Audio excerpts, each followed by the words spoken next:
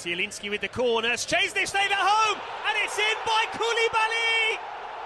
Him again. The Calcio Guys is a weekly podcast by Adriano Donardo, Gianni Delacoli, and myself, Nicholas Di Giovanni. We want to bring Calcio back to its roots in our communities and share stories from around the world about why we're passionate about the beautiful game. You can listen to us anywhere where you listen to your podcasts, including Spreaker, Google Podcasts, iTunes, Spotify, iHeart Radio, and Mixcloud. Give us your opinion on social media at The Calcio Guys on Twitter, Instagram, Facebook, and YouTube. The intro song is Fireworks by Jazar.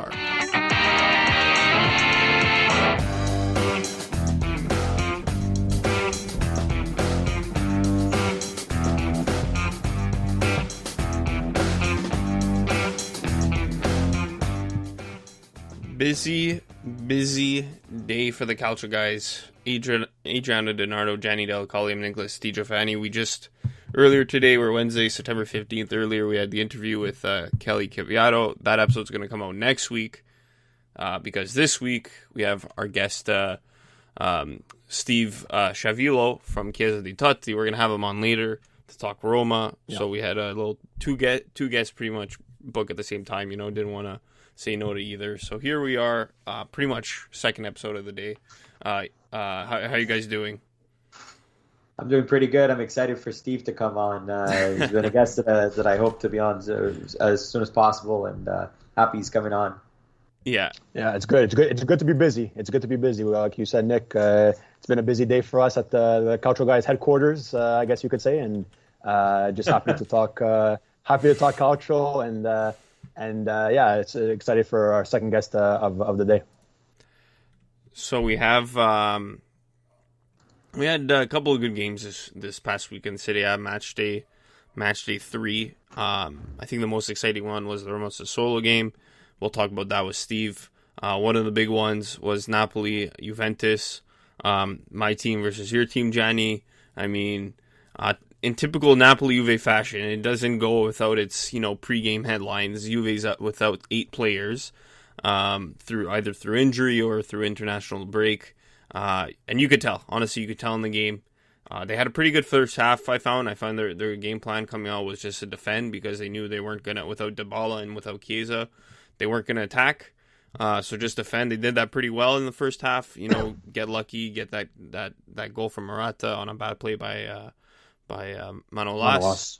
And then the second half they just fell apart. Bad defending again. Mistake by Szczesny. Mistake by Ken. And you could tell they were like completely out of gas. Honestly, it's easy to point fingers and say it's frustrating as a Juve fan, but honestly, I wasn't even disappointed. I didn't think they'd win heading into it. I didn't think they'd win. I was hoping for a draw.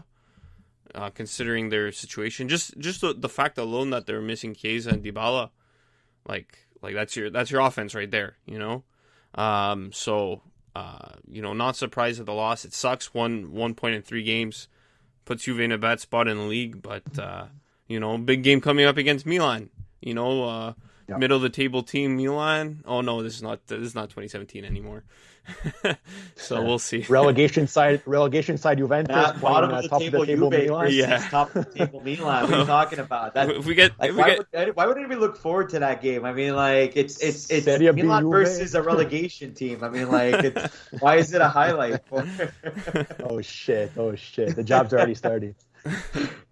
I mean, look, I understand that, Juve was missing a lot of key players and stuff, but they still put up a pretty solid lineup. But mind you, when you have to put Bernardeschi, it shows the lower quality right side than this compared to Chiesa. That's European champion you're talking about.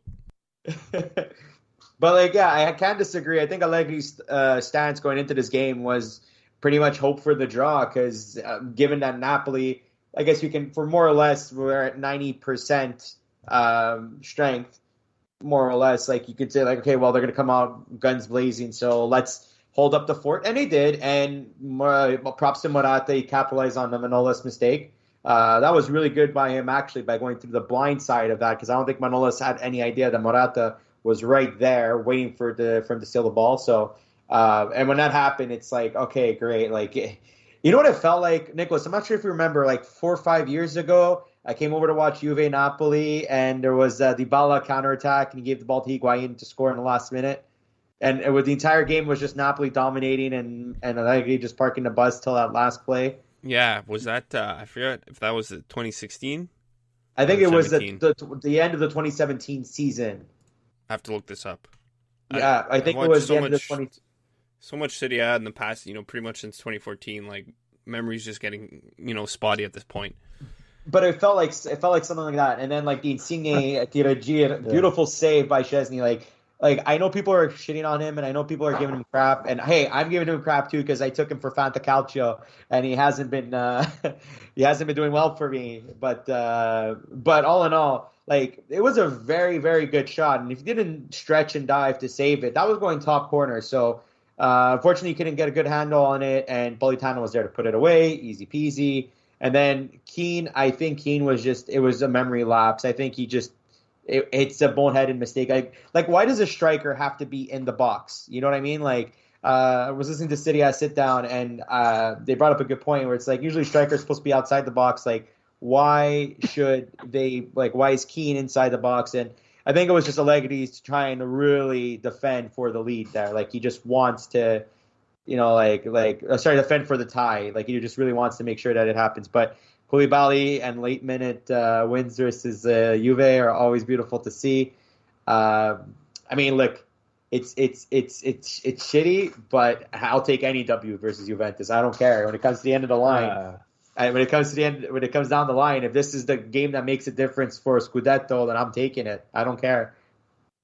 Yeah, and just even devil's advocate, or just to see it the other way, It's unfortunate that, again, we come another year, another big matchup, Juve-Napoli, or in this case, Napoli-Juve, not 100% on both sides. It's not best versus best on the pitch, really fighting it out, because I know, on their days, at 100%, these games are must-watch TV. And, unfortunately, it's been like, 2 seasons now, or at least two matchups that I can remember that it's not full strength against full strength. So it's a bit unfortunate, just for the casual fan, I guess, that doesn't really follow as closely as we do. We like to break it down, and we know the ins and outs. So that's unfortunate. But again, I think Napoli probably was the better team in that case. Koulibaly at the end there, huge. Love the celebration. Click. Lights, camera, action.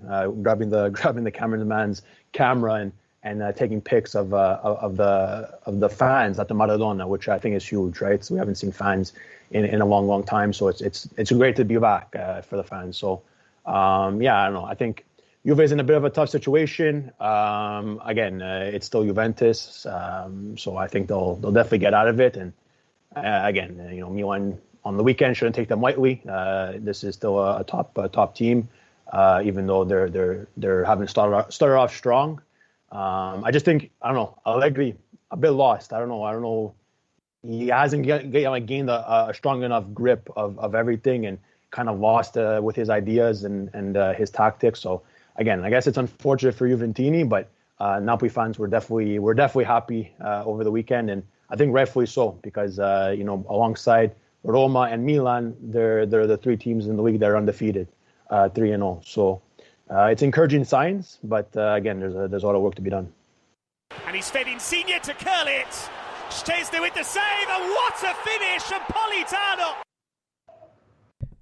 And so Napoli, so they stay 3-0 on the season, just like Roma. So we'll talk about that with Steve. And just like Milan, come out, Lazio dominating performance all over the pitch. I think they scored 3 goals. One of them was disallowed. They had a penalty. That was stopped.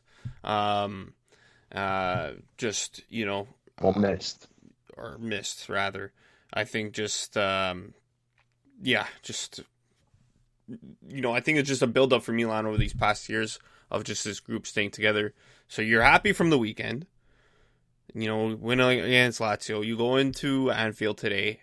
First Champions League game in 7-8 years? 7.5. Yeah. I think it was March 2014. So 7.5 years. Against an historic team. Yeah. Against an historic team. like Liverpool, which Milan has so much history against. Game starts off, they're back on their heels, come back 2-1 Milan. Fantastic game from Rebic, and then suddenly 3-2 Liverpool. I mean, just typical European night, what everyone loves to see. Not Milan fans, though. But you know what? Like, after all these years, it has to be good to be back. Hear that anthem. Mm-hmm. You saw a fan crying when Milan took the lead. Like a grown man, a married grown man, because you saw his ring. Yeah. That's what Champions League's all about. Yeah, no, and just to break down a bit the Lazio game, I think before I talk about Champions League, I just think the game against Lazio, the better team won, and it's no shot to our Laziali friends. I know they were able to admit it themselves as well. Lazio couldn't get set up, couldn't get going. Milan really put on the pressure and put them on their heels, and I think it was evident, from the get-go. Pioli really had that mentality that they were going to press Lazio. They were gonna really give it to them, and it showed. It showed because the quality of the performance was high, and I think it was just a great overall performance. Obviously, the PK miss by Kessie. I don't know. Fans want to say his contract things are in his head and his head's elsewhere. It is what it is. A couple inches under and he scores, right? It goes off the bar. He sent Reina the wrong way anyway. So that was what it was. But obviously, Leao finally stepping up, getting a goal. Fans have been just fucking hoping and praying that this guy can wake up and develop and play at his so-called potential. We were able to see that, on the weekend and even a bit today. And then, just Ibra being Ibra. I mean, coming on super sub. Don't need his laces tied to score the goals. It's not about not about the boots. It's about the feet, as he posted on Instagram. So that was huge. Just in typical Ibra fashion, just coming up clutch and just a true athlete, a true legend, true professional. So with a different hairstyle too, which was funny to see. But he just came up huge when we needed him the most. Even though it was a game that I think we would have won even without him, in my personal opinion. Just from top to bottom, it was a great performance. Turn the page to today. Obviously, Ibra not in the lineup. It was saying he was injured, and Kiwi's injury or what have you. Needs to get the rest. He's not getting any younger. He's 39 years old. So it was a bit unfortunate. We saw Rebic take the lead on top of the line there. And I think that, the anthem goes, everything goes, all the fans are hyped, and, we're finally back in Champions League after all these years. And, I think the early game jitters were definitely there for the team. It showed. They weren't the same team that we saw a couple of days ago against Lazio, or the same team that at the end of the season last year, took it to Juventus or to Atalanta. This wasn't the same team. Obviously, the lights are a bit brighter in Champions League. The stakes are obviously so much higher, and the pressure is just a lot more. So I think it was unfortunate that they started the way they did, but I think it was a bit expected, just because you walk across this squad and it's not many players, if any, have really stepped their foot on a Champions League pitch, right? So again, the rivalry with Liverpool, a lot of respect, a lot of class with these two clubs, and they're just winning clubs, right? So it was always going to be a great game. It's not Liverpool Milan or Milan Liverpool from back in the day, but in terms of quality of players. But again, it's nonetheless it's still a big game.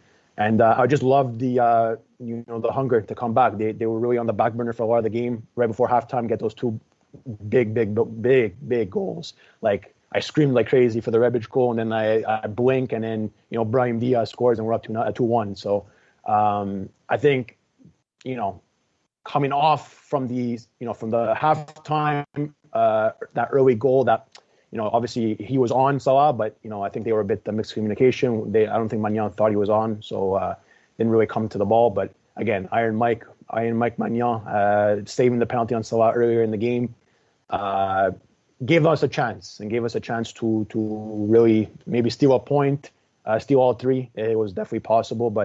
And again, the goal for Henderson, right place, right time, right shot, right connection. Everything just happened to be right in that case. And the opening goal was an own goal. So, that doesn't happen. We're talking maybe a different game. But again, I think it's a testa alta for this team, heads up high for this squad, this young squad, new in Champions League. So I think there's definitely things to improve because this team needs to improve, especially in Champions League. It's a tough group. But again, it's we put it behind us, and we look to Juve on the weekend. And other Champions League results: Atalanta tied Villarreal 2-2. I didn't think I'd have such a hard time saying that. They went up 1-0. Villarreal scores 2, and then they tied it late. So an important road point, and then Inter. I don't know, man. It seems like every year it's something in the Champions League ever since they returned 1-0 at home to Madrid. Yeah. I know there's still 5 games left, but we'll see. We'll see where it goes. We'll have Steve on, so we'll use soon. So we'll use our cards and MVPs to talk about other things Serie A related, because I know I have my MVP for not one of the big clubs, one of the smaller clubs. So we'll do that. We'll start with our cards. Jen, you haven't spoken in a bit. You want to start with your cards? Honestly speaking, I didn't think of a card right now.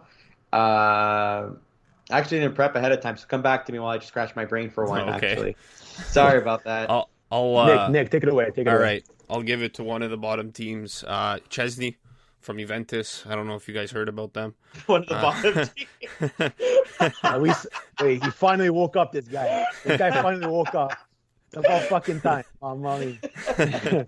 No.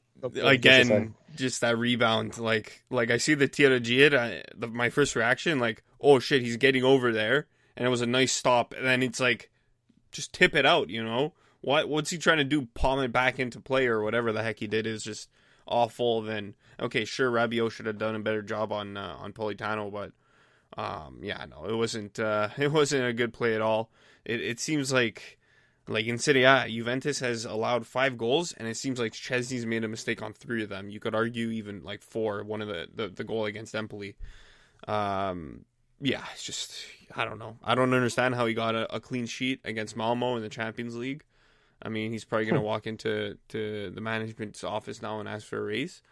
I hope not. But some people on Twitter were saying maybe Pedin should start. I wouldn't mind seeing that, but honestly, considering he played for Juve, what was it, 3 years ago now, the season that he had, he's nothing special either. Like, maybe he won't do those mistakes, but he won't make big saves either. So we'll see.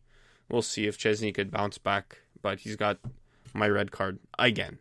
Could be a red card. The red card is out. And it's no surprise. Absolutely is against the rules. Which one of you want to go? I thought of something he said. Yeah, I'm going to go with a yellow card to Sarri with the Salmaker situation. I understand there's a gesture made that you don't agree with, but you're a manager in the league. Now, I love Sarri. I'm not trying to take this opportunity to shit talk him, but you got to be professional. You can't let these type of things get under your skin, because when you react to them, you let them get under your skin, it shows that people can get to you. And I think the level of respect that you have in general goes a little bit down. Like it decreases, So I'm not saying like maybe you didn't have good reason to get mad, but don't react. Try your best to keep cool and then take care of it afterwards. Or if anything, demonstrate it by making your team win on the pitch and managing your team to win. But obviously Lazio couldn't do that. Huh? Two-match ban too, right? Yeah, so two-match ban. It cost them not only for that game, but for other matches. It's going to cost them for the next 2, and you got to cool heads prevail. And unfortunately, when you're not on, I don't think there's such thing as cool heads. But all in all, he's getting a yellow for me because of his from being unprofessional as a manager. This is definitely going to be another yellow. Adri? Yeah, sorry. So for me, I kind of had like two things. I kind of touched obviously a bit about it before with Lazio's performance. Obviously, really not coming out to play. You know, their big stars were really shut down, especially their midfield. You know, Luis Alberto and SMS. We always say that, you know, two top midfielders in the league, and you know, Kessie and Tonali really had them in their pockets, really stifled them. So I was going to give it there, but then, you know, we turned the page to, you know, Monday, and, you know, Bologna wins 1-0 against Hellas, and should have to give my yellow card to Hellas. I mean, what a drop off, what a dip, and we already knew it was going to be like that after Juric left to Torino.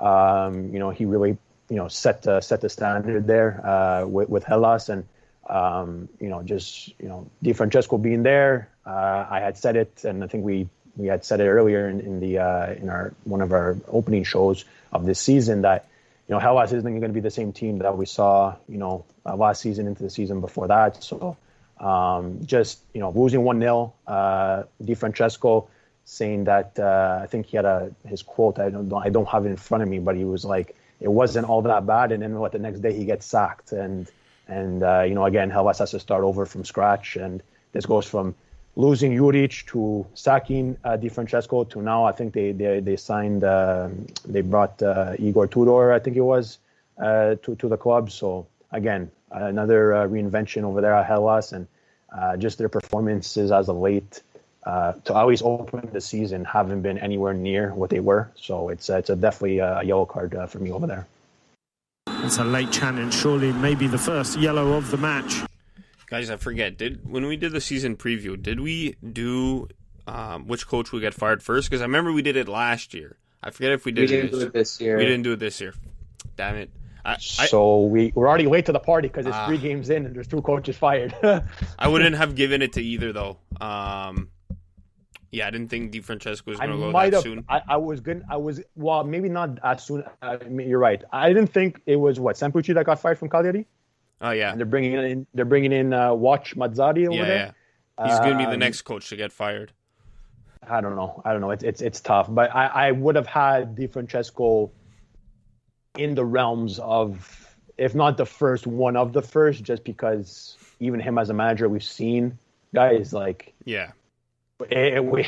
It's not Di Francesco, Roma, you know, Champions League, you know, shock the world. Di Francesco, it's not that guy anymore, not unfortunately. Di Francesco. And not Sassuolo Di Francesco, and not any of that. So, yeah, this tough times for him. He's getting a lot of hate, and unfortunately, it's rightfully so.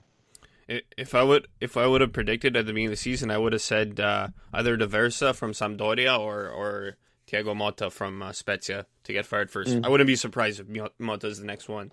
They haven't had a good start to the season either, Spezia. We'll do our MVPs then. I'm surprised it was only a yellow, Adrian. I thought you were going to give a red for that. Well, we can bump it up if you want, but no, that's okay.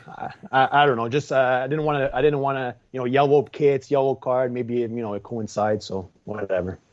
So we'll go MVPs. So I'm going to go to Genoa. I know Fabrizio is going to like this one. I'm going to give it Fabri, you listening? I'm going to give it to 2 players, actually. Mo Fares, he had 2 goals, and Andrea Cambiaso, he had 2 assists. Cambiaso, he's a name, I don't know if he played at all last year, but suddenly he's like, you know, starting lineup for Genoa. I think he's from Genoa too. And he's pretty quick down the right flank. So maybe he's yeah, exactly. Maybe he's a name we could watch out for. Mo Fares, I mean, he was really good with Spal. Goes to Lazio. He had a stopover in between. Was it Verona? I forget now. No, I think he went straight. He went straight to Spal to Lazio. Okay. I'm pretty sure injury bug and didn't really get much at Lazio, and now he's here at Genoa. Yeah, he's at Genoa. So their comeback win. They were down 2-0 against Cagliari. Come back. And you know, that win pretty much cost Semplice's job. 3 headers. 3 headers. So Mo Fares 2 goals.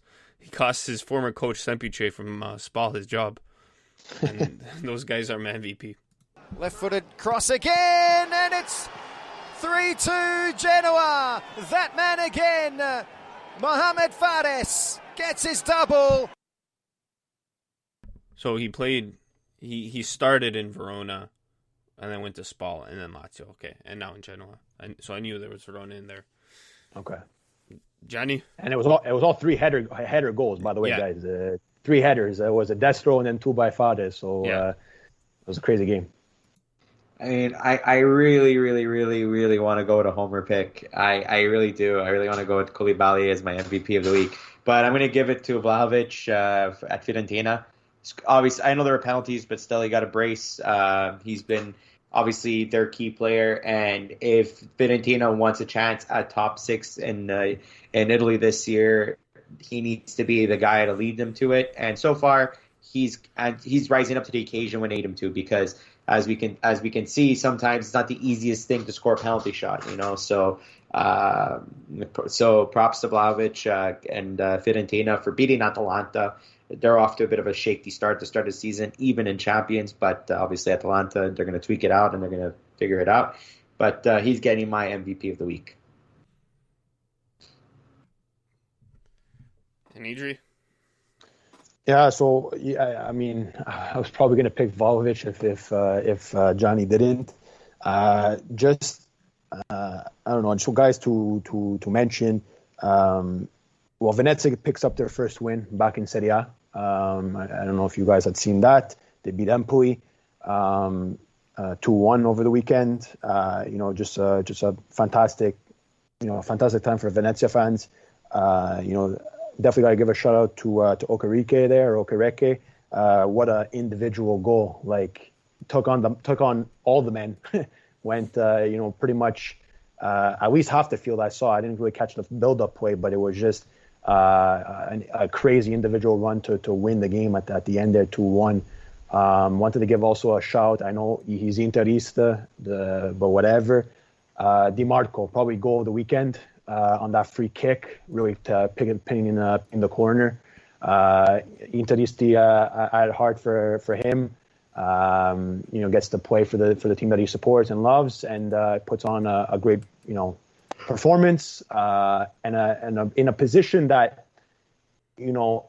interests me for the national team as well, because if this guy can string up some confidence and some good performances going down the stretch, at least this season going into next, we might have somebody behind, like somebody to really look up to and look up for after Spina on the left back position for the Italian national team. So I don't know, good ups on him for that wonderful free kick goal. But I'm gonna have to give it again. I'm gonna go the homer pick too. I'm going Tonali. Just his overall play, to open the season. Very, got a bit of flack in his opening game against Samp. Really took it the game against Lazio, against Cagliari, and then stepped up again in the game against Lazio. Really taking out 2 of the top midfielders in Serie A, like I mentioned earlier. He's really. I mean, I don't want to give him all the praise because there's still a lot of work to be done and there's still a lot of room to grow. But he's looked good. He's finally, maybe turning the page from maybe a bit of a negative time.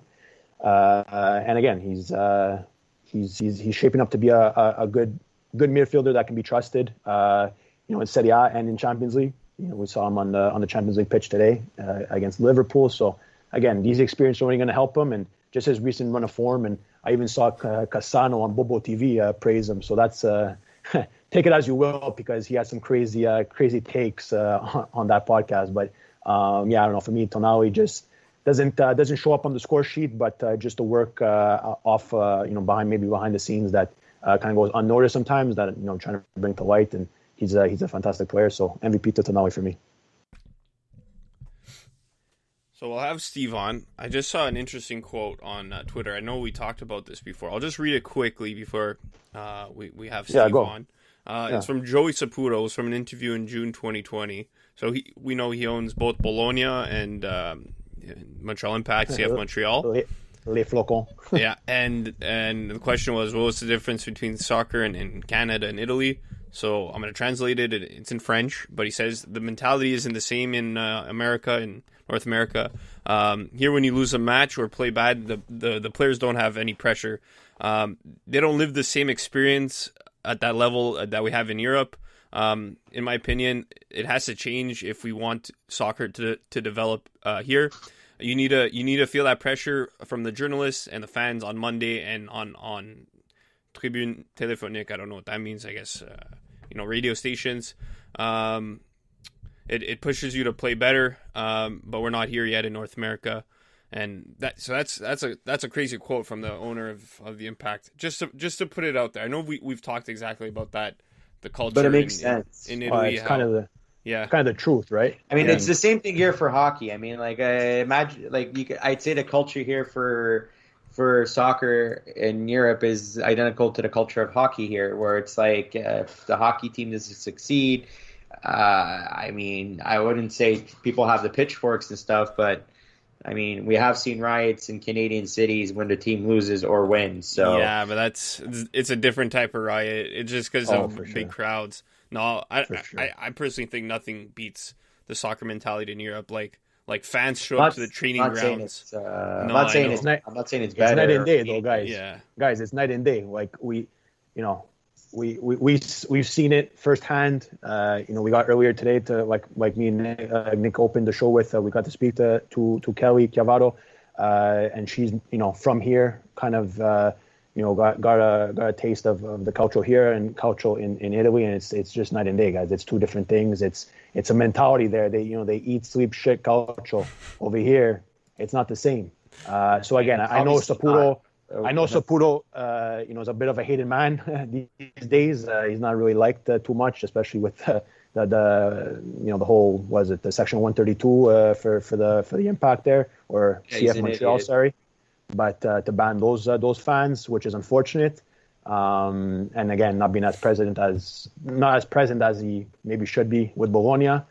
But again, I think if there's anything positive, I think that in terms of Joe Saputo, I mean he's not wrong there in my personal opinion. But again, it's comparing apples and oranges. So yeah, and it's kind of hypocritical, because that was a great point you brought up, Adri, because you're like, oh yeah, the culture is not the same here as it is there. I get that, but when you want to close your only ultra section, pretty much the section that does create the chance and everything for the stadium. Well, okay, fine, but don't be mad when people go to games and it's silent, or people not really saying much, or they're doing the generic chants, like no, like. No.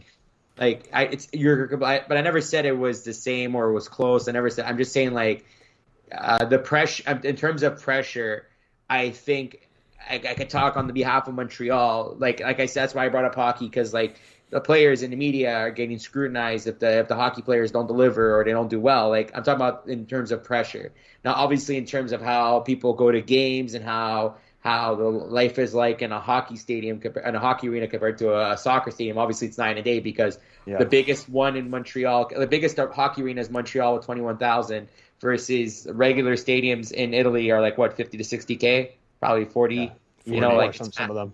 Yeah, like it's obviously a different type of atmosphere, which is I would probably prefer like a full stadium in Italy compared to like a full Bell Center hockey arena. But nonetheless, I think that, like, in terms of pressure, that's the equivalency, and I don't disagree with him there. Like the players, they don't feel that pressure when they lose here, especially if they play in MLS. I can't imagine any city really being heavy in terms of pressure if the MLS team doesn't perform. I think it's more like an NFL team, for example. That would be a different thing. I think if an NFL team doesn't perform, that city would scrutinize that team very hard, and the players very hard, and the media would be up in arms about it. But MLS, I think it's like, I can place it maybe fifth on the list. I think in terms of pressure and topics of pressure, I would probably say NFL first. I'd put NBA second. Actually, no, I'd put MLB second, NBA third, NHL fourth, because of how different, like it's only certain states that have access to hockey. And I'd put the MLS fifth. I mean, like in terms of North America, I mean, like I'd say NASCAR's even ahead in terms of like fans and pressure. Honestly, I'm not even kidding. Yeah. In the South, you might be right. You might be right. I don't know many NASCAR fans in the northern states. Yeah, well, we don't like it as much here. Just before we go, like in Italy, they have like 5, 6, 7, 8 papers, like newspapers, just on Calcio.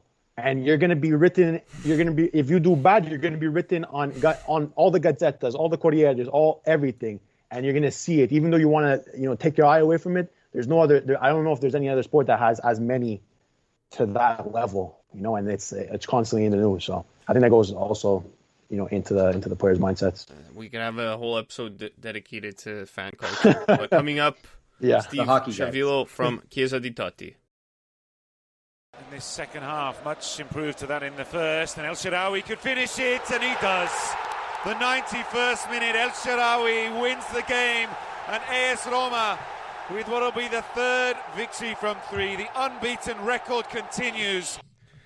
What a way to end Jose Mourinho's 1,000th match. A bit difficult to say that. Stefan El Shaarawy wins it for Roma against Sassuolo. So we had to have a Roma guest on this week from Chiesa di Totti, Steve Sciavillo. Steve, how's it going? It's going well. Thanks for having me on. Feeling good at with Roma playing so well right now. Yeah. Top of the table, Roma. Yeah. For now, well, I don't want to get too excited about that yet. But it's nice to see him at the top. That's it. And the season today, right? Yeah. But Steve, what we normally do with our guests, we want to know how you became a Roma fan and how you became involved with Chiesa di Totti.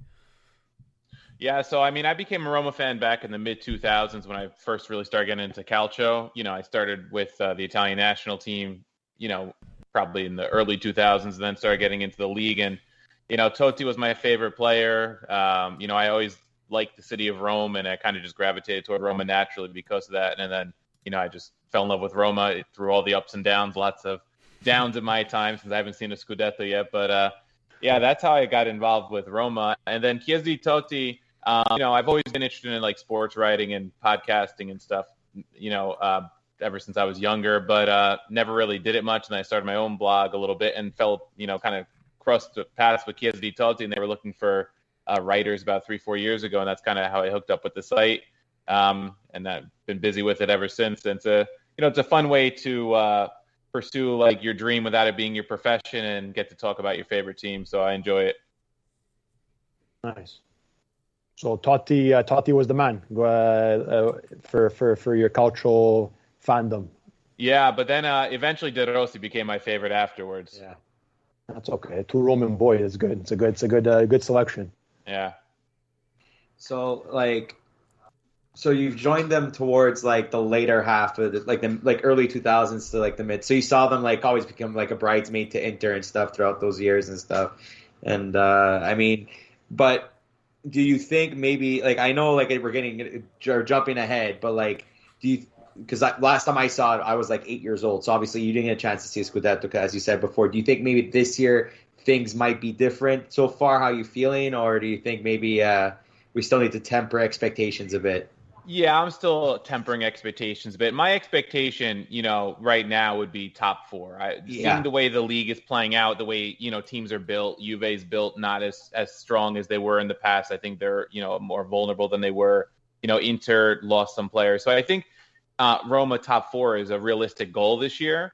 I'm not going to say the S word quite yet. It's gonna take me till at least March or April if they're really, playing really well to start thinking that way. Because even Mourinho, when you hear his press conferences, he's, trying to tamper expectations a bit too. He said, it's only been 5 matches, I think today, not 50 or something like that.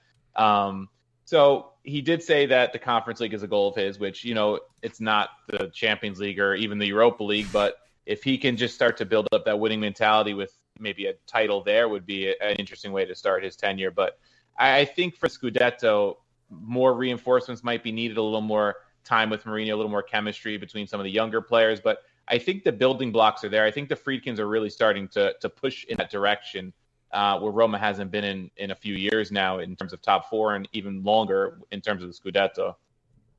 Yeah, and I think sorry, Jack. No, I would just want to add on to that. I think it's also because of the fact of Mourinho himself. When Mourinho just the image of Mourinho is okay, one of the more winningest managers of all time. He's won 2 Champions League, 2 I believe, Porto and Inter. Yeah, anyways, I think it was 2. but like he also has won many league titles wherever he's went. So like I think that's why like people get excited and hyped for it, because like when you have Mourinho on your team, you cannot be a losing team. You mostly a team of winners. So I'm excited too, but I have to agree with you and Mourinho. It's only 5 games, not 50. Let's pump the brakes a bit.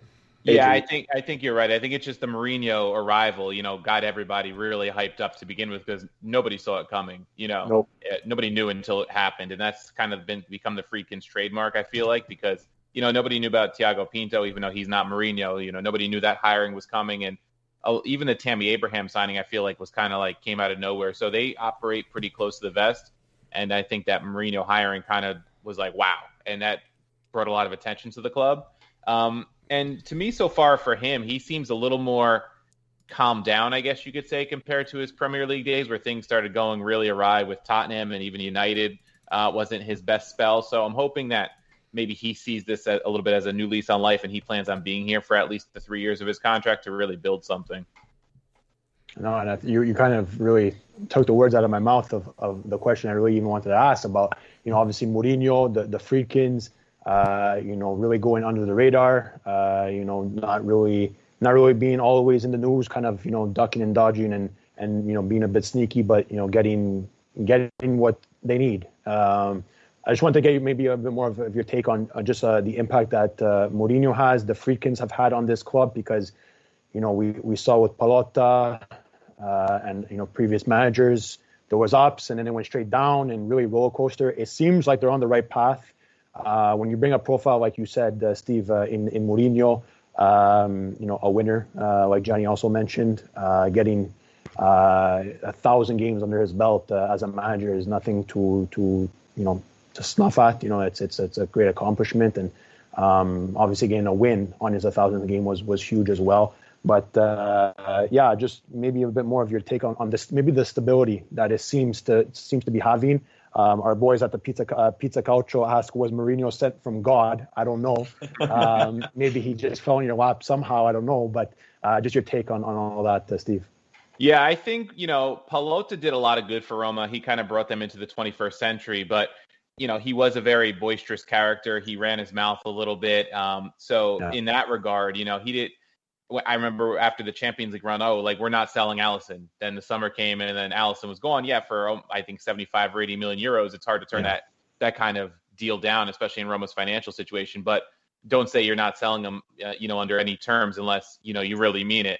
For all the good Pallotta did, you're right. There were a lot of downs. They didn't attract the high-profile manager, so to speak. It was a lot of guys getting their first big break with a big club, like, Paulo Fonseca with EDF, Rudy Garcia. All these guys was kind of their first big break in like one of the top 3 or 4 leagues in Europe. Whereas now we bring in a guy with the Friedkins who seem to have this clear identity, clear plan.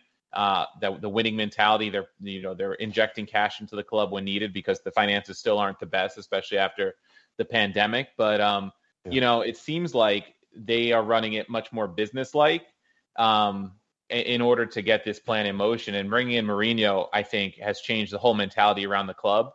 When he was hired, that was one of the things I mentioned on our Chiesa di Totti podcast that I thought it had a lot to do with the mentality of the club, the way that they want the club's image to become. Because you see the way that the club ran the summer transfer market. They said, Steven Zonzi, you're never playing for us again. Javier Pastore, you're never playing again. Fazio, these guys, you could sit there, we're going to find solutions. If you want to take them, you can. If you don't, then you're not welcome in the dressing room. We don't want these kind of players that are going to ruin this team spirit and this camaraderie that Mourinho is building, because he's really building a team that fights for each other. So many times, and Johnny's watched plenty of Roma games too, as a Roma fan, that you see them and they give up a goal like that kind of gut punch like they took to Sassuolo this weekend, and they wouldn't have bounced back nearly as quickly as they did. And, it took Roma till the 91st minute to get the winner from El Shaarawy, but just 2 minutes after Sassuolo leveled it in the 57th, there goes Pellegrini down 2 minutes later, big save from Kinsili, and then Abraham followed up with the post. So they bounced right back. And I don't think that kind of mental toughness was there for the EDF era for a lot of it, especially after they started selling off players like the Nainggolan's and the Strootmans, and De Rossi was let go. So for the past 3 years, toward the end of the EDF reign And then for the whole Paulo Fonseca, I don't think that mental toughness, that camaraderie was there. Dzeko, I love Dzeko as a player when he was there for most of his career, but you saw the image he portrayed on the pitch sometimes wasn't always the most positive, not the most uplifting as a captain. And now you see the team everybody rallies around each other. And I think that's kind of what Mourinho's brought to the club too. He's trying to instill that.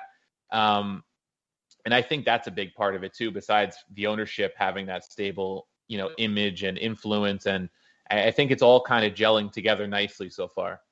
Yeah. And I have to agree with you because we discussed this when we were on the Calcio Con pod together with Mass, how before when you lost Strootman, Yangolan, you lost De Rossi, you lost the spirit or the energy of the team and the pride to wear the Roma jersey. And it seemed as if the past couple of years there were players that were just being passive with the team or just going through the motions. And you even saw with Dzeko too, with his body posture and everything. Not that I'm crap talking him. He's done a lot for Roma, but you saw that he was phoning it in. And now with Mourinho, and so far in these first over first 3 games of the season, the 2 Conference League games, it's a rejuvenated Roma. It's crazy. And I'll just throw in terms of that team spirit, you're right. The guys that are fighting for the jerseys now, Pellegrini as the Roman, the captain. Now that and he was friendly with Dzeko, but now that Dzeko is no longer kind of in the locker room, influencing the locker room, Pellegrini is really taking on that leadership role. Mancini's got that kind of spirit, like that Nainggolan, De Rossi spirit, where he'll fight, for the shirt. And and then a guy who gets overlooked a lot, and because Ibanez does it too, like Mancini, but I think Brian Cristante gets overlooked so often because, I always go back to De Rossi saying, I don't know if he said that he'd take a whole team of Cristantes or 100 Cristantes or whatever it was. You could see that if a player like De Rossi appreciates the attitude that someone brings to the team and the work ethic, even though he might not always stand out on the pitch, he brings that spirit, that leadership. And you see, and even Mourinho brings it up in his press conference, I think it was last week, they were talking about Pellegrini's renewal and, it'll get done, but, he's becoming a great captain for us, but he's got, Mancini and Cristante there with him leading the way. So, even Mourinho's identified those 3 as the leaders of the team. Maybe Zaniolo can grow into a role like that too as he gets a little bit older and more mature. But even some of the newcomers like Tammy Abraham has been very rah-rah with his teammates, and he's fit in very quickly for a guy coming from England. And I think, they're really identifying players too, in terms of Mourinho, of what he wants in a player, attitude-wise, work rate, qualities on the pitch, because Shomurodov has fit in nicely. That was a signing I was a little, skeptical about for the price tag because he hadn't had much big-time experience, but he fits perfectly. Abraham, it was a big money signing, but he's fit in seamlessly, unlike the Patrick Schicks of the world and Iturbes, who we kind of signed because they were names for big money. It seems like there's that plan too in terms of the players they're bringing in with the attitudes they're bringing in. Yeah, it's interesting you bring up the whole team thing, because I think that's one thing you notice just watching the games. Even if you're not a Roma fan, you see that, especially with the win against the Swallow, how they all run to the curva. Mourinho just sprints in a classic Mourinho way. That was amazing. It just added to the list of memes and gifs that you could have of Mourinho. The guy's just a machine with that. But you kind of brought him up quickly. Tammy Abraham comes in, replaces Dzeko. Honestly, I think it's a breath of fresh air for Roma. Just different playing style. Dzeko, he is that typical number 9, right? He's a target man. He's big. He's strong. He could score goals. But Abraham, he could do more. He's more mobile. He's younger, and he's faster. But what do you think of Abraham so far? I've been very impressed. I knew of him coming from Chelsea. I probably saw him here and there playing for Chelsea in the Premier League. I don't watch a whole lot of Premier League. So I expected kind of a goal poacher looking at his numbers. I didn't expect such a complete player. I knew he was quick. I knew he'd probably score some goals in the break, which is how Roma's probably going to play a lot this year, especially against the bigger sides. I expect to see a lot of counterattack, and that he fits. But he's also good on the ball. I've seen, he's beaten guys off the dribble. He's assisted a couple goals. He's unfortunate in some ways to only have the 1 league goal so far, because he had a post this weekend. He had a couple posts, I think, in his debut. And I expected more of a learning curve from him because, you're coming from England. You don't speak the language. For most guys coming from outside of Italy, there's a learning curve. And Mourinho slotted him in match day 1 against Fiorentina in the starting lineup. I thought maybe you'd see him for 20 minutes off the bench just to wet his feet a bit. And he was an instant impact player. He drew the red card on Dragowski within the first half hour of the match, set up a goal to, I believe it was Mkhitaryan with his pass. He timed it perfectly.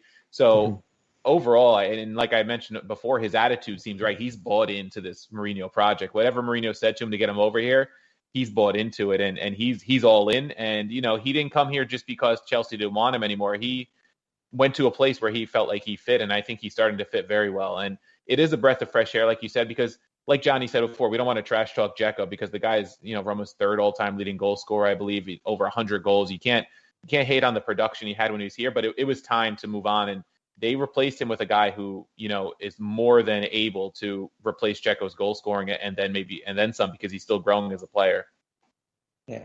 And like Abraham obviously being one of quite a big amount of newcomers to Roma. And you guys touched upon this in Across the Romaverse about the importance of like squad rotation and the fact that like Mourinho keeps on constantly going with a starting 11, and but especially with Viña, with the whole like plays all 3 games and kind of gets injured in one, and then you saw in the Sassuolo game he's completely gassed. But a question from Mas Riccio, he was the other guest on in the Calcio Connection pod. He's obviously window has passed, but obviously winter window is coming up, months away, but still. Do you think, or maybe even internally, do you think maybe there are players that can help bolster our mid and back line, seeing that we're kind of thin in terms of depth in those areas? I guess maybe he meant more like internally, but also let's say if you can wave a magic wand and you think a player come wintertime might actually be a good fit for Roma, is there any in mind? Yeah, I mean, the winter mercato is always tough because, you know, teams are always going to kind of inflate prices because it's in season. They know you're desperate for a player, maybe to reach your objective. So if Roma does make a move, it'd probably be for a guy on an expiring contract. Maybe if they feel like that guy can get him over the top. You know, I see Zakaria, his name has been linked again recently. He was a guy that was linked in the summer after Xhaka fell through. So, you know, you might see Roma make a move for a DM if they feel like that's what they need to get over the top into the top 4 or maybe even more, you know. Internally, though, I mean, it seems like Mourinho really likes Eduardo Bove because he kept him around. He's made the bench a couple times, you know, and I wouldn't be surprised if maybe eventually we see him in the Conference League a little bit to see what he can do. Darboe didn't have the greatest preseason, but he could be another option if he starts to come on. You know, in terms of the fullbacks, I think if Spinazzola's on the track that he says he is to start training, you know, full by November, which I'm still a little skeptical because the speedster with an ACL injury, you don't want to, you know, or not ACL, rather Achilles, you don't want to rush him back. But even if he's back by, you know, say January, February, that's like a big time signing right there if he comes back at, you know, 90% of what he was during the Euro Cup. So the one position I feel like depth might be an issue is possibly right back, unless Viña can possibly play right back sometimes, because if Karsdorp goes down, then you're stuck with just Brian Reynolds. And, you know, Reynolds is an interesting prospect, but we saw it toward the end of this match. He came in against Sassuolo and he kind of got caught being a little lazy on one of the crosses that Sassuolo put in. I saw somebody posted a video on Twitter where you see Cristante and Mancini immediately start telling him, like, you got to get in front of that cross kind of thing. So, you know, you don't want to be stuck with just Reynolds playing right back if something happens to Karsdorp. Center back, I'm less concerned because I feel like we have a good foursome there as long as Smalling stays healthy. With Mancini and Ibanez, I love. You know, Kumbula was a big signing last summer, hasn't really gotten much of a chance yet. And then Smalling's a good veteran. So I think internally there might be more options in the midfield. It's more the right back that I'd be a little concerned that I think depending on how Reynolds develops this year, next year, you know, it might be time to look at another right back, especially if you're in the Champions League and you're playing more high quality matches and need a little more depth. Yeah. I actually had a question about the fullbacks because, you know, we saw Spinazzola, he was massive for Italy in the Euros, and we saw how kind of Italy changed after he went down, kind of forced, you know, them to play a bit of a different style because Emerson doesn't bring that same style. Do you feel that not having Spinazzola has the same impact on Roma in a way? Because, okay, they're 3-0, but, you know, I haven't really seen Viña play. But, you know, just like how big of a loss is Spinazzola? And then on the right side, I know Karsdorp kind of, you know, took some time to develop in Italy. The first couple of years he was here, he was hurt, didn't really do much, and now he's a starter. You know, you You mentioned about Reynolds, but how are you liking Karsdorp's play so far? So far he's been all right. I think he was a little bit better last season overall, but he's held his own. And for years Roma didn't hold their own at all at right back, which is why Florenzi got shoved at right back for so long and pretty much ruined his career. Let's be honest. The guy now finally, I watched some of the Milan match and he's finally playing in like a right wing position this past week. And poor guy has been suffering as a right back for 6 years or whatever it is. But in terms of the Spinazzola move, you're right. It does change a team. And I think it would have hurt last year's Roma even more just because they were so used to playing through Spinazzola. I mean, the way he played for Italy was the way Fonseca really utilized him last year, almost as like an auxiliary winger in some ways, where he was more of a winger than a fullback, especially that's, I think, in part why they were playing three center backs so often with Cristante as one of the three. Because, Spinazzola on his day, when he's fit and he's playing like he was in the Euros, most of the listeners have probably seen him at the Euros more than for Roma as a general, Calcio podcast. He was unbelievable. He was possibly player of the tournament when, those first 3-4 games, two-time man of the match. And what he does differently than Viña is he really carries the ball up the field himself. Whereas Viña is more of a guy who, like Karsdorp, will release the ball more quickly, get it to like the midfielder or one of the wingers. And Viña will get down the flank, but it's to receive a pass more than it is to take it down on the dribble and create on his own. So it does change the way the team plays a little bit. Maybe some ways that's a good thing because you become less reliant on Spinazzola, but in some ways it hurts because you have one less guy who can beat someone off the dribble, who can create a goal scoring opportunity. Luckily, we've seen other players kind of step up the goal scoring and creativity aspect in terms of like Pellegrini has really improved his creativity this year, setting up players. Abraham's brought a different aspect than Dzeko. I think having Zaniolo back on the right helps a little bit because it kind of balances the formation a bit more, because last year they were very left heavy with Spinazzola because he was really the only guy that would take the ball in the dribble and really run at people. And Zaniolo does that on the right side now, especially as he starts to get more match fit and gain that confidence back. I think he was one of the things Roma really missed last year too, and kind of forced them to be so heavy on the left side. Yeah, I think that's very well said. And I think obviously Zaniolo, we saw him come back. It wasn't maybe the start he wanted after being off for so long and with his injury. But I think we all know, the four of us here know that Zaniolo will get back to, at least hopefully get back to where he was. He'll definitely be having impact for Roma this season down the line. I personally have no doubt in that. But just coming back to I just wanted to ask you, Steve, just coming back to, the game over the weekend. I just wanted to maybe get your thoughts a bit more about that. And it's kind of, for me, it's a bit of a two-part question. You kind of mentioned it a bit earlier, but a guy who had a bit of an impact to start the game and to set up that opening goal was your captain, Lorenzo Pellegrini. And for me personally, again, an outsider's perspective, I follow Milan heavily, but, watching Serie A as closely as I do, picking up on player performances such as Pellegrini for Roma, I think has been huge. He's really stepped up, takes the captain's armband, like you mentioned earlier, and we all know, Roman boy, and, playing for a big Roman club. So first, maybe your thoughts on the game against Sassuolo and just maybe your roller coaster of emotions, maybe the celebration at the end with the El Shaarawy goal, but and then just your thoughts on Pellegrini as your captain, maybe his future, with Roma and maybe the Italian national team. Yeah, so I mean, the Sassuolo match, it started a little bit slow. They got that, cheeky little goal, as they would say in England, because they had that training pitch moment where, Pellegrini perfectly weighted a pass on the ground. They were probably about 30 meters out or so out in the left flank on the free kick. And instead of, he made a motion like he was going to loop it over the top. Abraham responded, like they were going to play something for a header. And then he kind of slid it on the ground. It was perfectly weighted past the Cristante. So that was like a lovely goal to see because it's something you don't see every day. Usually on one of those free kicks, they're just kind of throwing it into the box and hoping someone gets a head on it, you get a bounce, something like that. So that was kind of like a high point. And then you're like, okay, you go into halftime 1-0, and you're like, we'll manage this match and we'll find our way through it because of the way they've been playing so far. But Sassuolo really played well in the second half. Sassuolo, you always knew was a dangerous team. They have dangerous players. I thought Gianluca Scamacca was impressive. He's a player I like.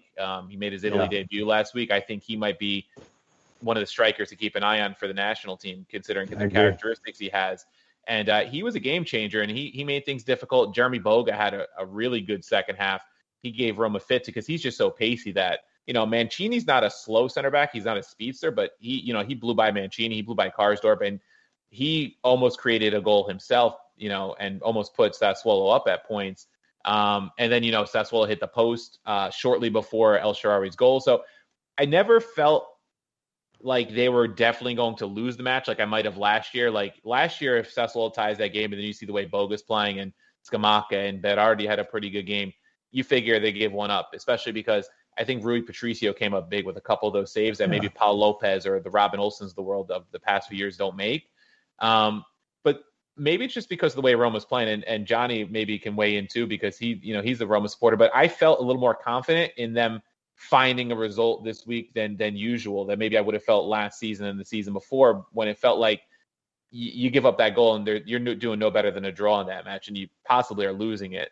And you mentioned Pellegrini. He was heavily involved in that match. He had some really good goal scoring opportunities. He had the assist in the first goal. Then I had mentioned earlier, right after the Sassuolo goal, right around the 60th minute, he had a chance that Consigli made a big save on.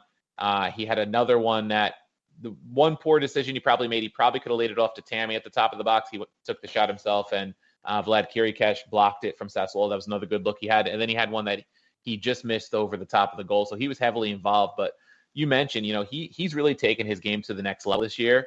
I felt bad for him over the international break that he didn't really get a chance to feature for Italy very much. I thought he, is playing so well that he really had a chance to show something to Mancini for, the next cycle and going into the World Cup. Because he was unfortunate to miss the Euros, I felt too.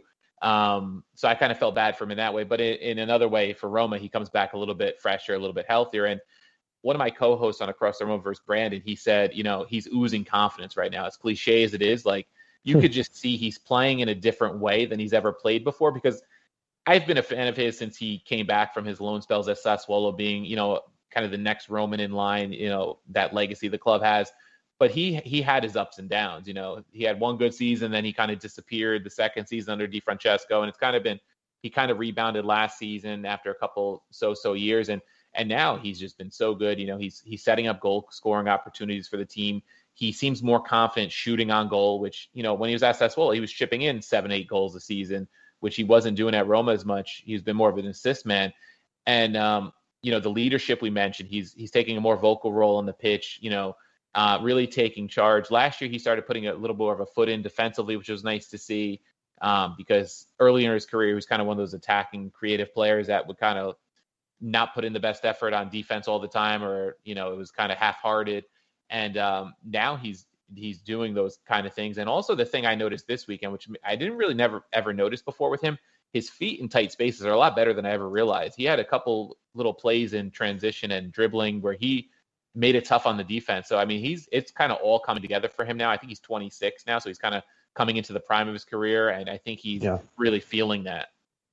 And that's just quickly before, I think Johnny had a question, taking on the captain's armband for Roma and being Roman, like you said, the next Roman in line, those are big shoes to fill, after the likes of your boys, Steve, Totti and De Rossi, right? Those are two, not only Roma legends, but just Calcio legends, right? So for him, I think it's really hats off. It's really a kudos to Pellegrini in his game. Again, if he can shine for Roma, great. If he can shine for the Italian national team as well, I think it's a bonus, because I think our mids are so talented as well, and he just adds to that. So I think it's really well said, and I'm hopeful for Pellegrini, because I think you're right. I think he deserves to have the limelight and to be the captain, and take. Like I said, Nick mentioned it before with Abraham, a breath of fresh air. I think not only for individual players, but Roma as a whole. And again, we just look from outside in as fans of the game, but it just seems to be that way. Top of the table is nice. I know you Roma fans don't want to get too hyped and want to keep it under wraps a bit, but it must feel good to be up top. Yeah. And one thing, because I know, Steve, you're a stats guy. That's a little about Across the Roma versus you guys bring up a lot of like more or less advanced stats in order to talk about like players and performances and stuff. And I think just to touch upon the Roma Sassuolo game quickly, especially how like like you mentioned before, like if this was Roma of last year, like I honestly don't think Pau Lopez makes those kind of saves. Like Patricio was huge, man of the match. Yeah, like I think Patricio, like if there was a stat for high save percentage in high danger areas, be like really, really high at this point in time. But looking ahead, real teams play on Thursdays. Tomorrow we got a nice big Conference League matchup. I know you've mentioned it before, but how do you think tomorrow's match is going to go? What do you expect? What do you think they're going to do? Just in general, let's get your thoughts about the game tomorrow. Yeah, I mean, like we mentioned before, Conference League isn't Europa League or Champions League, especially. So the opponents aren't as high quality. We played CSKA Sofia in the Europa League last year, so it's a team Roma's familiar with. Mourinho's kind of said he would have some turnover, but he's want to lose all the continuity. So I know he pegged El Shaarawy to start. Calafiori's finally going to get a start. He said he'll probably change one center back, so I'm expecting Smalling to get some playing time. And then I think we'll probably see Carlos Perez and maybe Shomurodov get starts too. Maybe 4 or 5 guys get changed out, get some fresh legs, but without losing too much of the continuity. Because, let's be honest, if you're playing CSKA Sofia at the Olimpico, you're not even traveling to Bulgaria, that you should be able to win that match, hopefully, going away without much trouble. We've seen them also in the Europa League a couple of years in a row make things more difficult on themselves than it has to be. But I think with Mourinho in charge and the way he's kind of got this team conditioned to play, I think they're going to go right at Sofia and, really go for the jugular early, hopefully, and put them away at home. I think they're riding high. And, especially if you turn over a couple of those players up front, like if Shomurodov does come in and El Shaarawy's coming off that big goal, and if Perez plays, these guys are going to be hungry for goals too. They're going to want to show that they deserve more playing time. And I think that is a great motivating factor for some of these guys to really impress. I'm curious to see how Calafiori plays, because I'm hoping he does well, because I do want to see him develop. He's a nice, young prospect. And, Vigna, like we had mentioned, he's playing a lot of minutes, coming off an international break where he was a little banged up. So Calafiori kind of has to show Mourinho too, like, I deserve some of these minutes before Spinazzola inevitably comes back and takes a lot of them. So I think there'll be a lot of motivated players, whether it's Smalling that gets a start or Kumbula in defense. I think a lot of guys will be motivated. And, I think the team's going to want to keep riding the momentum they have into the weekend when they play Hellas. Yeah. So here's a little fun one that I have. This is just more like spur off the top of my head. So we saw him be a technical coach for Italy this year in the Euros, Daniele De Rossi. Do you think, I'm pretty sure it's obvious, but do you think he's probably got Roma in his mind one day to manage as in his career? Do you think, or is he going to be one of those guys where he doesn't want to tarnish his image for the club, and let's say lackluster, if it happens as a lackluster manager career, like do you think that's going to happen one day, or do you think he might not want to do it because of that? I think it's inevitable that one day it happens. I think I'm hoping he takes. I hope he takes a gig somewhere else first, or even the Primavera when his father retires. Something to kind of build up his coaching repertoire a little bit, just get a little, more acclimated as a head coach. We saw him with Italy, and I watched that documentary on Rai that they had, the Vivo Azzurro, and he was just like the ultimate team guy, like he always was. Like, he was the guy putting out the training cones, like no ego at all. It was so cool to see, because he's such a tough guy in the pitch, but he is such like a selfless team player. And he's Roma through and through, and I can't see him ever, if he gets the opportunity, to turn down Roma in a managerial aspect. I even wouldn't be surprised, not as a manager, but I wouldn't be surprised if Totti gets back involved now that Pallotta's gone, because I know that the management wasn't, they didn't really see eye to eye on too much. But, these guys are so connected to the club. Like, Adriano's a Milan fan. We see Maldini so heavily involved. And, some of the Milan coaching hires didn't work out for ex-players, like Gattuso didn't work out well, and Seedorf and these guys, and even Pirlo at Juve. But I think if you have to hire the guy at the right time. Like, some of these guys are hired too early, I think, in their post-playing career. I think they have to cut their teeth a little bit. And I think De Rossi's a guy that won't be afraid to go to either a Serie B club, or maybe a lower division Serie A club, or the Primavera to do it. Because he seems like a really, even though he's like a, that tough, mauler in the midfield, he seems like a pretty smart guy, when you see him interviewed and stuff, and when he talks about like his future. So I think he's going to make sure he does it at the right time. I don't think he wants to have like a Pirlo spell, 1 year and it's a disaster, and then he gets run out of town and ruins his legacy. But I also don't think he's a guy who's afraid to ruin his legacy either, because I think he just loves Roma so much. And I think in Rome, it's a little different than like Juventus, because Juve, you have to win, right away. He was, Pirlo followed guys who had won 9 years in a row. And where I don't know what the Mourinho tenure is going to turn out to be, but, the pressure is always on in Rome, but it might be the pressure to get the top 4 and then eventually try to push for a Scudetto, It's a different pressure. It's a different pressure, Steve. Like all these teams, it's different pressure. Juve, Milan, Roma, Napoli, it's different. Goal, yeah, sorry, Nick. And I don't think, there's not much.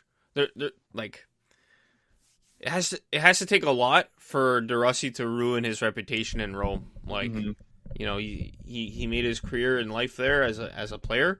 And, even if one bad season as a coach, I don't think it's going to change that. Even with Pirlo, Juve, okay, sure, he was there 4 years, and, his career, his prime was in Milan, but Juve's fans still love him for as a player, and so that's the thing with these coaches. It has to go really bad for them to ruin their reputation. Yeah. But I think like Steve mentioned, the timing has to be right.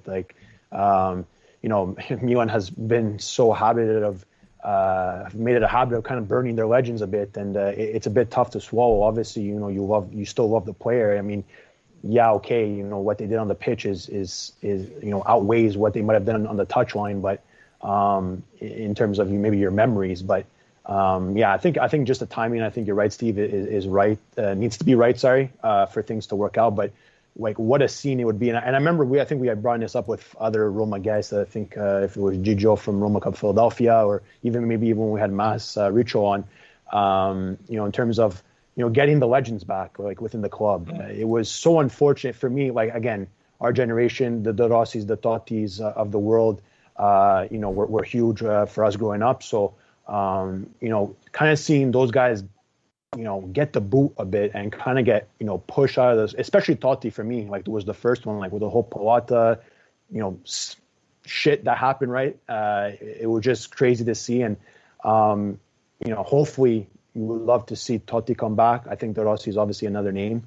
But if we focus, before we let you go, Steve, if we focus just, back to this season and back to Roma of now, you kind of mentioned a bit earlier, you don't want to say the S word so soon. I don't think any Roma fan does. But, for me personally, before the season, especially for the Roman clubs, it was how fast or how well will everything work out with the changes that have been made. For Roma, it's been a pleasant surprise. I personally didn't at first peg them to be in the top 4. It seems likely that if they continue this pace, they might be in that conversation a bit clearer. So what's your take on that? Is top 4, is it boom? Is it top 4 or bust? Is it guarantee that you guys can make it there? How do you break it down to make top 4 and get back in the Champions League? Yeah, I mean, I think the stated goal, even from management, I think Pinto said it is, top 4. That's the goal this year. And, I think everybody would agree with that. I don't think it has to be top 4 or bust and the season's a failure. I think it would depend how close to top 4, if they miss out and they're in 5th and they miss out on 1 point because of something, then maybe it's tough to swallow, but maybe it's acceptable because the club made strides this year. If you go and finish 7th again and you're playing in the Conference League, then, maybe it's bust because, you expect better, especially with the start. But I think the stretch that's going to tell us a lot about Roma early in the season. Now, they play Lazio in about a week and a half. That's going to be their first real big match. They have the Conference League tomorrow. Then it's Hellas on the weekend, who just fired Di Francesco, struggling. Yeah. Udinese next week on Thursday. It's very possible they could win those next 3 games if they continue playing like this. Then it's the Derby on the weekend.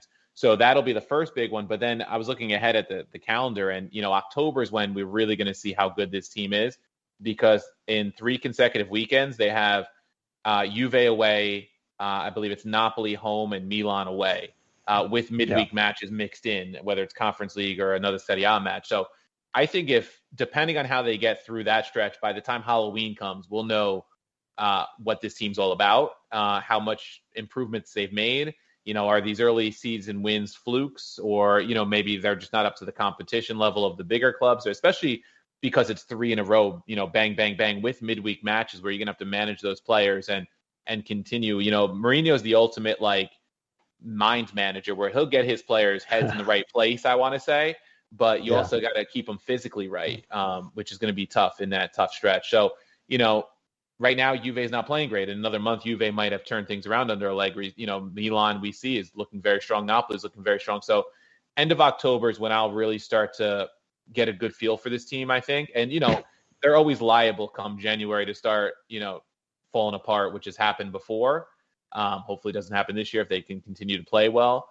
But, I remember last year, Roma was in the mix for the top 4 along with the other, 6 clubs that were all there. There was 7 teams playing for 4 spots up until about mid-February. Then the wheels fell off. I had started doing a piece for Chiesa di Totti around January, profiling the top matches of the week and how they affect Roma in the table, because Roma looked like they'd be there. And then, I thought I'd carry it to almost the end of the season at least. And, by April, I went to my editor, Brent. I'm like, I don't know if we need to run this anymore.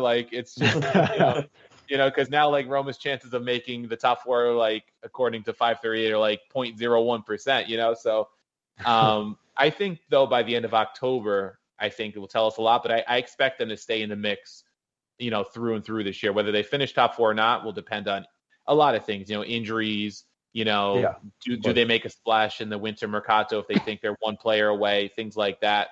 There's always so many variables, but the main thing I want to see is improvements over the last 3 years. We haven't been in the Champions League in 3 seasons. From the time I became a fan in the mid-2000s, Roma was almost always in the Champions League. I know, that was at the expense of Milan not being very good the past decade, and Inter had their struggles, so it helped. But, Roma's a club that should always be at least in the mix for top 4, I feel like. They're one of the 4 or 5 biggest teams in Italy, and I think with the Friedkins' leadership, they're going to be back in that mix year in and year out with the Friedkins and Pinto and Mourinho. And, this will be the start of it, and we'll see how much improvements they've made. Yeah, and if anybody that follows, Serie A, Calcio, or anything, it knows it's a long season. We always like to say, about at the 10 game mark, maybe, where we can kind of get a bit more of a understanding of the team, and then you can make a better assessment at the halfway point in the winter time, and then to finish off the season. So again, Steve, I think you're right. I think for any club, it's fine and dandy. Milan, Roma, and Napoli are 3 wins from 3, and everything is amazing. But again, the season's long, and we don't know what's gonna happen next week, next month, come the end of the year. So a lot of things can change. But Steve, I think that's all we have for you for tonight. It's been a real pleasure to chatting Roma, chatting Calcio with you. And from the 3 of us, it's a big thank you. Where anything that you want to plug, my friend, the floor is yours. Anything for yourself, your podcast, your blog, anything, the floor is yours. Yeah, thanks for having me on. So, all of our work, we have 4 writers at chiesaditotti.com. We do a lot the match day coverage, when in the summer we're busy with rumors and things like that. But mostly for now, it's the match day coverage, especially because we got a lot of 2-week matches coming up. And then Across the Romaverse is our podcast. It can be, heard on any of the major platforms, iTunes and all, Spotify and all that stuff. So, no special pieces coming out right now because, like I said, we're busy with the match day stuff. But any Roma coverage people want to see. And I've also started up those weekly Serie A previews again to get a little more of a league-wide perspective too. Perfect. And so that's what Chiesa di Totti on all platforms. chiesaditotti.com is the website, and also our Twitter, and the podcast is Across the Romaverse is the title. I highly recommend. It's fantastic. If you're a Roma fan, it's a fantastic podcast to listen to. Thank you. Yeah, we've gotten the praise by Johnny before, Steve. So we know all about it. And again, guys, definitely give Steve a follow. Give his podcast a follow. These guys do great work over there. So definitely, if it's give them a like or a listen, they'll definitely appreciate it. The same with us, guys. We mention it every week at the Calcio Guys on all social media platforms: Instagram, Twitter, Facebook, YouTube as well. And catch our podcast on all your favorite podcasting platforms. Share it, subscribe, give it a like, and comment, interact. We love this. The camaraderie that we get from chatting Calcio with all kinds of people from around the world is honestly fantastic. And Steve, you're another one to add to the list. So again, thank you. And we'll be back next week to talk a lot more Calcio. Gianni was the one that suggested we have you on, by the way, Steve. So Thanks, Johnny. Yeah, anytime So you now want we- to talk Roma, I'm always down. And national team too. I follow the national team closely and everything. Perfect. So we know who to Yeah. call. We know who to call. Yeah. Anyways, thanks for But, listening. Thanks for having me on. Bye.